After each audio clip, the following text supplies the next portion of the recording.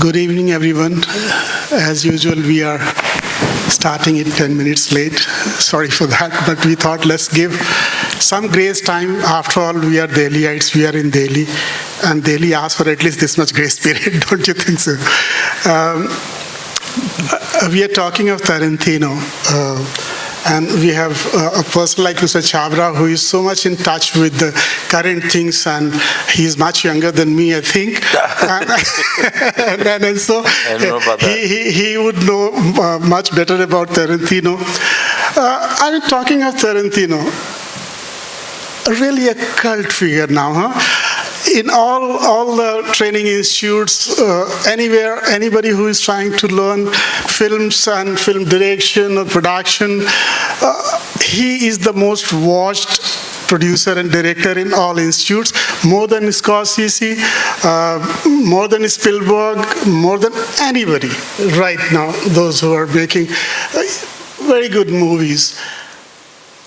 Let's think why he is such a cult figure. I mean, if at the outset, if you look at if I throw it just like that, he copies all the movies from 60s, 70s, and 80s. He copies the soundtracks from the movies, stories from the movies, uses, I do not know, perhaps on average, 100 times F word in his movies, you are not able to figure out what kind of a narrative he is giving. What makes him a cult figure?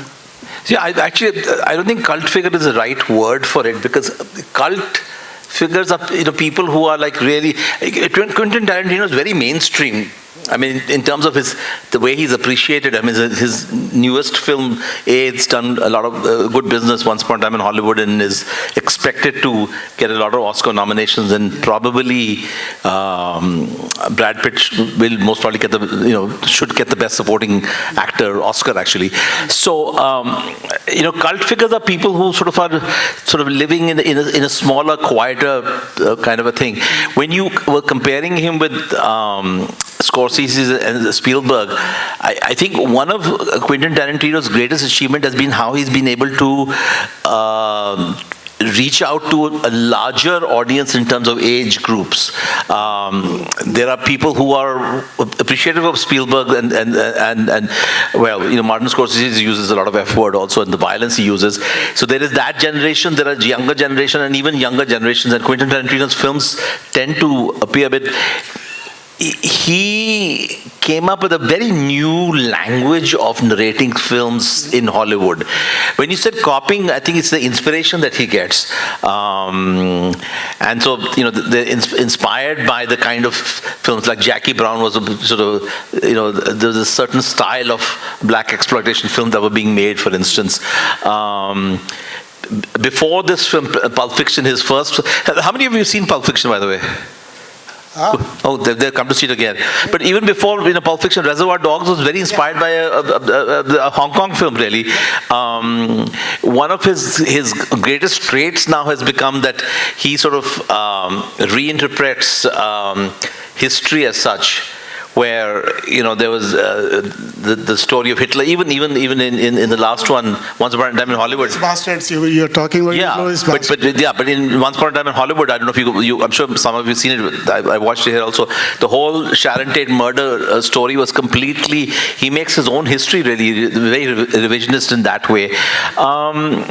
So he's developed this completely new style of film narrative. This one that we're going to see today, Pulp Fiction, it was one of the early sort of films in the cyclical way, the way the story sort of moves. The three plots and how they intersect. I mean, one of the greatest things about this film is how the script has been written. I mean, so many characters that he interweaves really. So there is something very unique about his style, and he's so entertaining. It's funny, it's entertaining, it's gruesome, it's violent. This is not like the small indie kind of quieter films or something like that. You go for a big explosion, and you don't get a bigger explosion than Pulp Fiction. And one thing you all must have noticed that when you watch Tarantino movies, And when you try to judge his style of direction, cinematography, choice of sound or music, choice of cinematography, or even the script, overall script where he is supposedly the best. His scripts he does is really the heart of it. Is very non-linear. I mean, when you try to judge him in the conventional sense, he doesn't allow you to judge him. Let's say the moment you think that the violence is getting serious, he switches over to comedy. The moment you think, it is comic horror, he switches over to much more serious. He comes back to a very, very serious, intense scene. So he keeps really surprising you, shaking you, and he ultimately forces you that you stop judging me. You are my toy. You are my toy. I'm playing with you. You are not going to judge me.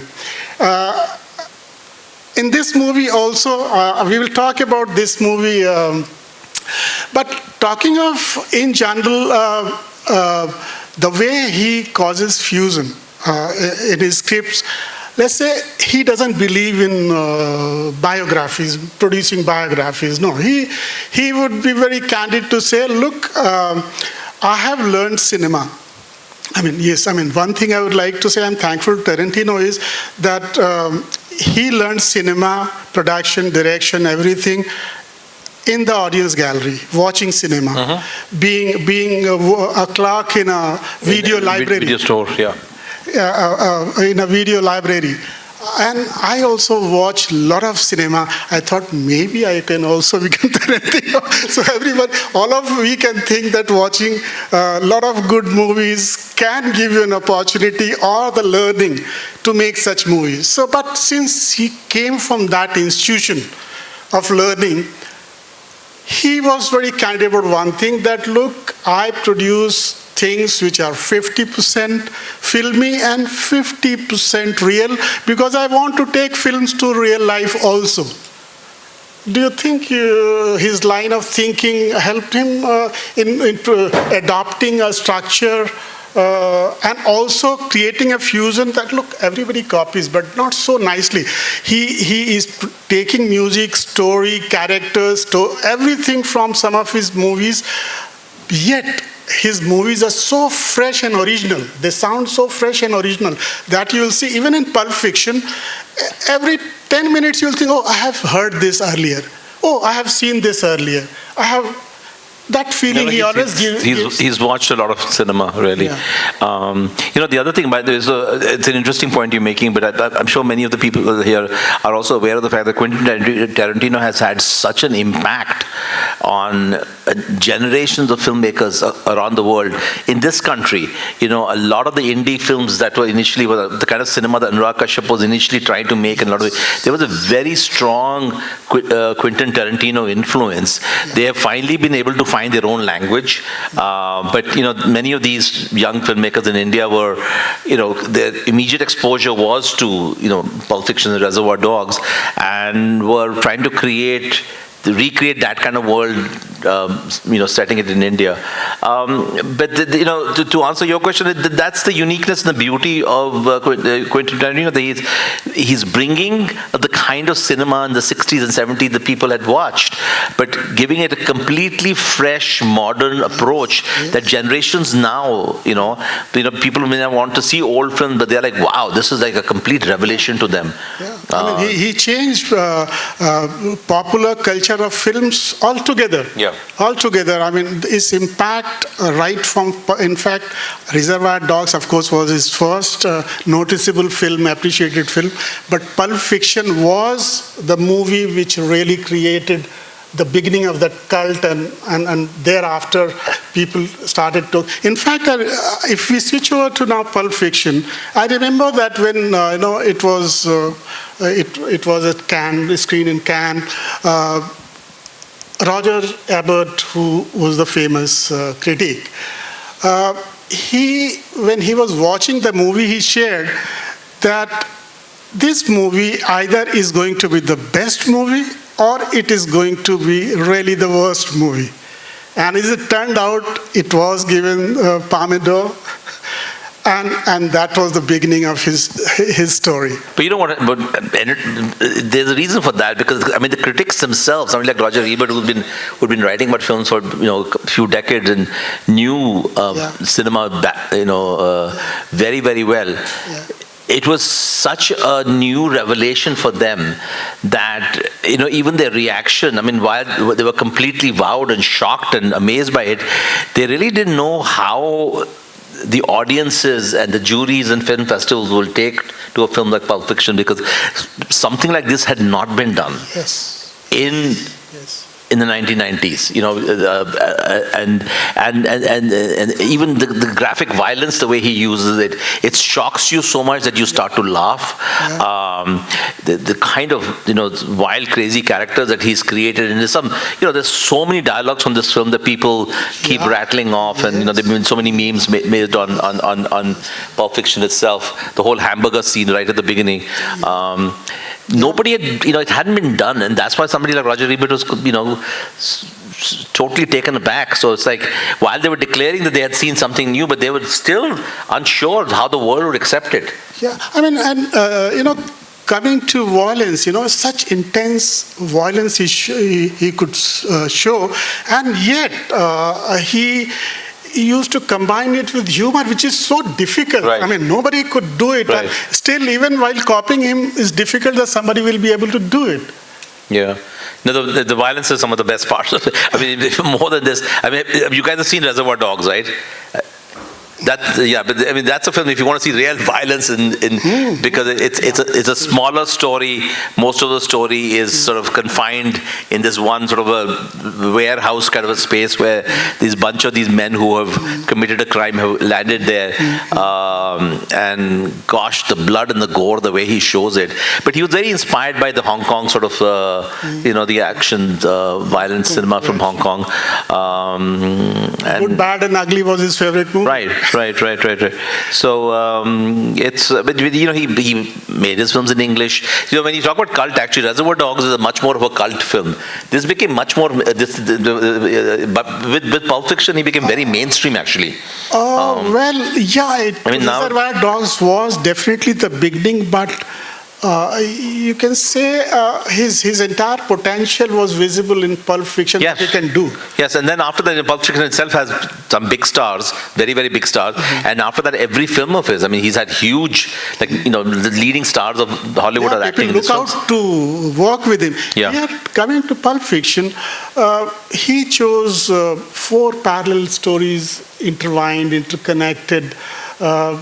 And a narrative where you do not know what is going to happen. Sometimes it goes in flashback, sometimes come back, sometimes John Travolta is dead, sometimes he's alive.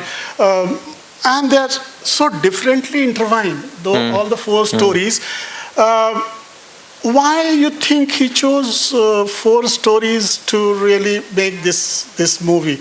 Was there really a reason that he chose this kind of a narrative? No, it's a brilliant challenge to have a narrative in such a way. Again, as I said, the audiences had not seen something where, and the stories sort of move in circular way, and the characters sort of their paths cross, and then everything sort of gets resolved by the end of it in that sense. He didn't want to do something very just simple and easy, like a romance film or something like that. No, this guy is a very complex, very intelligent, very smart filmmaker. And really, the best thing about this film is the script. If you just understand how he's plotted it all. Correct. So when you say why he wanted to do it, that's the beauty of what he's done. In fact, that was the Oscar he got, the screenplay award he got. And in fact, here, if you see the structuring of the movie which he has done, you people should take a notice of that. One of the reasons, perhaps, that is my guess, he chose these 4 stories is that he actually also was follower of music. He had some training on music as well. And he somehow at back of mind wanted to have a symphonic structure in the movie. Okay, that's interesting, yeah. Yeah, there is a symphonic structure to the movie. So you will see that there is an opening, there is, and it's like, the 4 stories, 4 deeds, 4 demons, and redemption. I mean, people generally think that, he is producing just a cult movie, popular culture.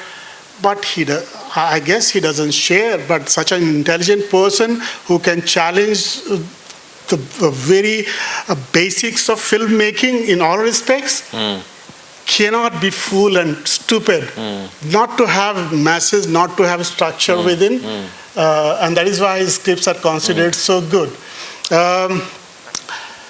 What do you like best about this movie, Pulp Fiction? I mean, few things that that stays with you. I haven't seen it for a very long time, first of all, so I won't go into scenes or something like that. I think it is the complete unexpected that happens again and again. It's a shock he gives you.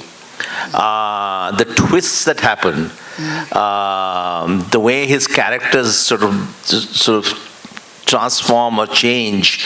There are some very violent moments which are very, very shocking. And that to me is one of the greatest things about this film, really. I mean, I can't imagine what it's somebody who's never seen it before, how they will feel, really. But it's a film that you can watch again and again, and it gives you as much of a shock and joy, because you're like, it still socks you really badly, really. Sure. No, I think it's fantastic. And then in between, there's a great dance sequence between John Travolta and Uma Thurman, which is so utterly charming, really, and fun. I mean, this movie, the sound. I mean, he basically said, I'm using John Travolta in the film. He had to make him dance. And he made him dance badly. And when you thought, why John? Because firstly, when you think of John Travolta, you think that he will give the best dance. But in this movie, you will just see that for some time he dances very badly. And then he comes back, and the moment you think, why is he doing so? He dances perfectly. So, those kind of twists and turns and surprises it keeps giving you. Those shockers will never end. Yeah. So I think we have exceeded our time. There's Bruce Willis, there's huge star cast. Yeah, it's a huge star cast. And of course, Uma Thurman became a regular in many of his films. So enjoy the film, guys. So I'm sorry. Please. No, I'm just saying that because it's we shouldn't. I mean, we can talk more, but it's they're here to see the film, really. So, I'm sure. And the thing is that you'll see that's the advantage of seeing it on a big screen. The sound system here is very good. You can't have that experience sitting and watching it on your television screen or something like that. Yeah. It is the soundtrack which really is the glue in this movie. Right.